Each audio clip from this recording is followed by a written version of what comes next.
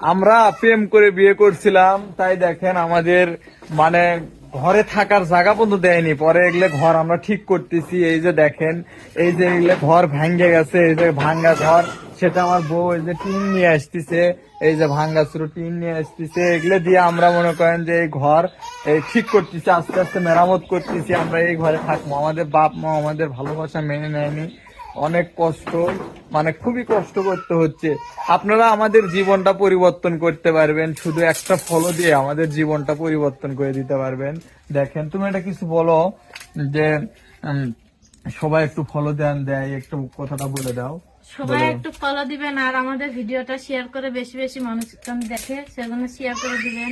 হ্যাঁ, সবাই একটু ফলো করে দিবেন। দেখেন, এই যে ভাঙ্গা ঘর, এগুলো আমরা পরিষ্কার করতেছি, এই ঘরে আমরা থাকবো, এই ঘরটা পরিষ্কার করতেছি, এই ঘরে আমরা থাকবো, বসবাস করব।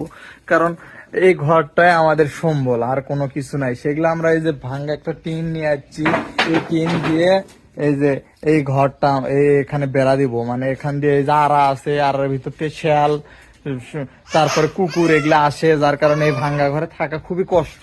সেগুলো এই যে ও ঠিক করতেছে, ওগুলো ঠিক করতেছে, ঠিক করে আমরা এখানে রাতে বসবাস করব, এখানে আমরা থাকবো। কারণ আমাদের তোর ঘর দুয়ার নাই। সবাই একটু ফলো দিয়ে আমাদের জীবনটা একটু পরিবর্তন করে দিবেন। আসসালামু আলাইকুম।